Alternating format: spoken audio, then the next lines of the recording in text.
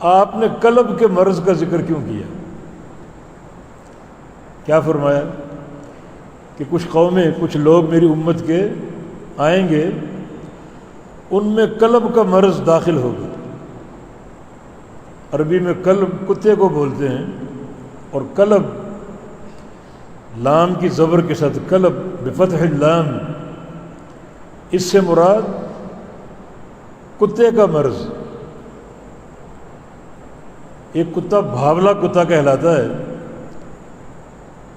کسی کو کاٹ لے تو وہ مرض اس بندے میں داخل ہو جاتا ہے، یہ قلب کہلاتا ہے۔ بھاولے کتے کے کاٹے کا مرض، جس کو کاٹتا ہے وہ مرض اس میں داخل ہوتا ہے اور وہ خود بھاولا بن جاتا ہے، اس کتے جیسا بن جاتا ہے۔ یہ تشبیہ بڑی قابل غور۔ ایک تو آپ نے بدعتی شخص کو کتے کی مانند قرار دیا، بھاولا کتا۔ اللہ کے نبی کا بیان ہے، اور اس تشبیہ میں بڑی حکمتیں ہیں، بڑی حکمتیں۔ ایک حکمت یہ ہے کہ بدعتی انسان کبھی پاک نہیں ہو سکتا، جیسے کتا کبھی پاک نہیں ہو سکتا، حتیٰ کہ اس کو کسی صاف چشمے میں داخل کر دو، خوب نہائے، پورا دن گزار لے، تو اس چشمے سے اور مکروہ اور ناپاک بن کر نکلے گا، اور اس سے نفرت ہوگی۔ جب تک اس کا جسم خشک ہے، اس وقت تک اس کی حیثیت اور ہوتی، اور گیلا ہو جائے تو اور زیادہ وہ نفرت کے قابل ہوتا ہے۔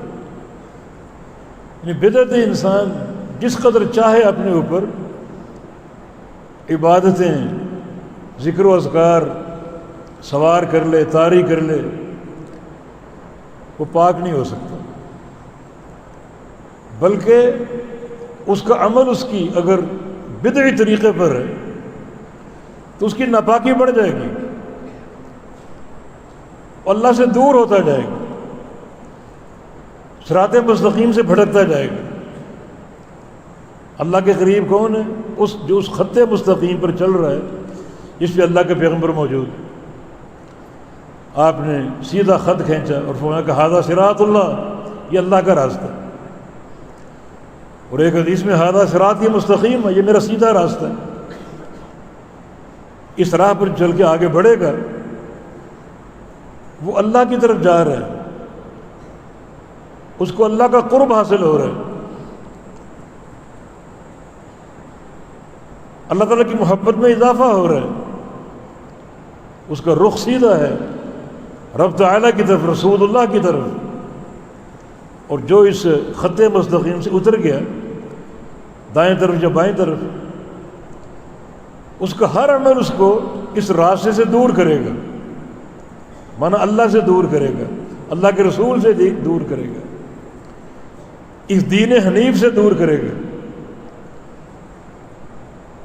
بالکل مثال جو کتے والی صادر ہو رہی، جتنا مرضی وہ تالاب میں جائے، نہائے، جتنا مرضی صاف پانی ہو، جو باہر نکلے گا اور زیادہ وہ نفرت کے قابل ہوگا، اس کے جسم کی کراہت اور بڑھ جائے گی اس نہانے کی بنا پر۔ ایک تو یہ کہ اللہ کے رسول صلی اللہ علیہ وسلم نے بدعتی انسان کو تشبیہ دی بھاولے کتے سے۔ دوسرا، کتے کا کاٹا یا کتے کا مرض قلب کس بندے میں داخل ہوگا جس کو وہ کاٹے؟ کس کو کاٹے گا؟ جو اس کے قریب جائے۔ ایک انسان کو علم ہوگا یہ بھاولا کتا، اس سے دور رہے گا، اس سے بچے گا، اس سے ڈرے گا وہ، اور کاٹے گا کسے؟ جو اس کے قریب جائے گا، اسے کاٹے گا۔ پھر کیا ہوگا؟ پھر یہ جو ایک اس کا مرض ہے، مرض قلب، اس بندے میں داخل ہو جائے گا، اور تمام رگ و ریشے میں وہ مرض سرایت کر جائے گا، اچھی طرح وہ مرض پیوست ہو جائے گا، کوئی تریاق اگر اتفاق سے مل جائے تو شفا ہو جائے گی، ورنہ اس کا نتیجہ موت ہے، ہلاکت اور بربادی اور تباہی، اس کا علاج نہیں ہے، تباہ و برباد ہو جائے گا، وہ ہلاک ہو جائے گا۔ تو نبی علیہ السلام اس تشبیہ سے کیا سمجھانا چاہ رہے ہیں؟ یعنی یہ تشبیہ بدعت انسان کی بھاولے کتے کے ساتھ، اور بھاولے کتے کا مرض بندے میں سرایت کرنا، یہ کب ہوگا؟ جب یہ بندہ اس کتے کے قریب جائے گا، اور جو بندہ اس سے دور رہے، اس سے ہٹ کر رہے، بچا رہے، وہ اس مرض قلب سے محفوظ رہے گا۔ یہی بات ایک بدعت انسان کا قرب ہے، جب تک اس سے دور رہو گے اس کے ان اثرات سے، بدعات سے محفوظ رہو گے۔ اگر اس کے قریب جاؤ گے، اس سے اختلاط اختیار کرو گے، تو پھر بالکل جو بھاولے کتے والی تشبیہ اور مثال ہے وہ مرض آپ میں سرایت کر جائے گا۔ تو اس حدیث میں واضح طور پر دو چیزیں نبی علیہ السلام نے بیان فرمائی، ایک بدعت انسان کی تشبیہ بھاولے کتے کے ساتھ، اور کتا کبھی پاک نہیں ہو سکتا، بدعت انسان بھی کبھی پاک نہیں ہو سکتا۔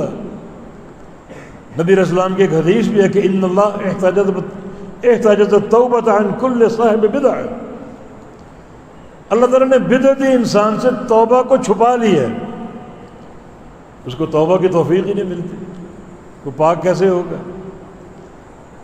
رجوع الی اللہ کیسے اختیار کرے گا؟ وہ پاکیزہ ہو ہی نہیں سکتا۔ اور اس کا بدعی عمل جو ہے اسے روز افزوں اللہ تعالیٰ سے دور کرے گا، اس راستے سے ہٹائے گا جس راستے کو اس نے منتخب کر لیا، جو صراط مستقیم سے ہٹ کر اور اس جادہ مستقیمہ سے دور ہے۔ یہ حدیث بڑی قابل غور۔ آج کا دور یہ بدعات اور خرافات کا دور ہے، قدم قدم پر دعات، بدعت کی دعوت دینے والے۔ تو ایک انسان، ایک بدعت انسان کا قرب اور اس سے اختلاط کیسے گوارا اور کیسے برداشت کر سکتا ہے؟